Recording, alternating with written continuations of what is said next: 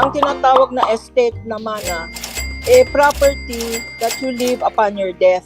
Kanya nga ang advice ko sa mga magulang saka sa mga mayroong mayayaman huwag na kayo mag-iwan ng property upon your death kasi pinag-aawayan na lang yan.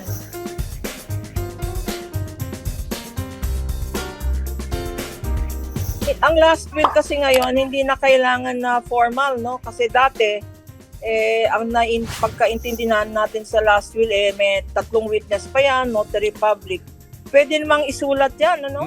Basta may in your handwriting, may signature, tsaka may date. Pwede mong isulat sa napkin, pwede mong sulat sa notebook, pwede mong isulat miski na saan. Basta naka-in writing. It's called the holographic will. Hindi pwedeng typewritten. Holographic. Hindi kailangan ng witness. Hindi po pwedeng typewritten. Kung typewritten, formal will na yan. Kailangan na yan ng 3 witnesses tsaka notary public. Basta video hindi tinatanggap. Entirely in your handwriting. Handwriting dapat. Naka-date, handwriting mo, tsaka pirma mo. Okay na yon. Lagay mo sa tablecloth, sa napkin, miski na ilagay mo, valid yon. Versus yung video. Yung video lang or yung tape lang.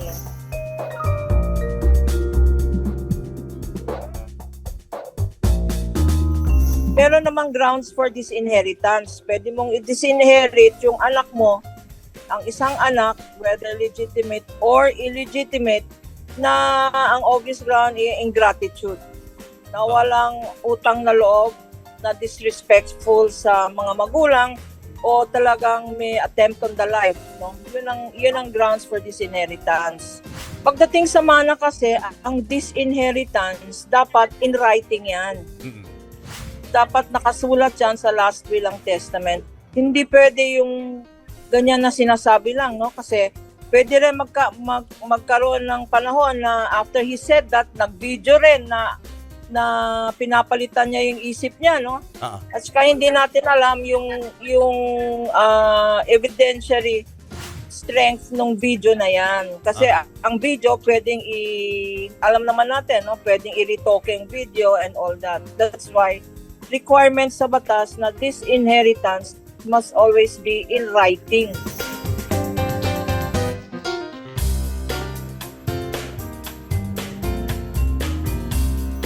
Gawa na lang ng holographic will at saka expressly ilagay doon yung disinheritance. Kasi hindi lang pwedeng sabihin na kunyari 4 ang anak mo or 3 yung anak mo. Hindi mo pwedeng sabihin binibigay ko equally sa 3 anak ko.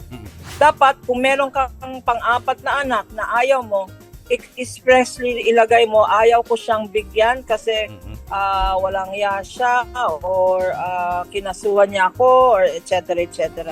Hindi kailangan notarized. Disinheritance must always be expressed. It cannot be presumed.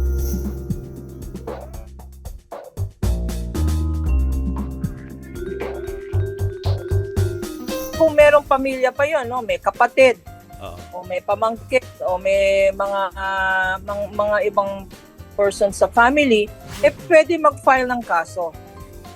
Kasi dito naman sa Pilipinas, hindi ka mawawala ng pamilya. Tama.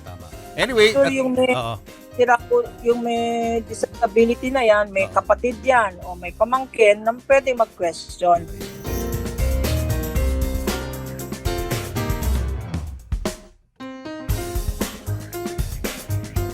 Ang pinakamadali sirain mo na lang.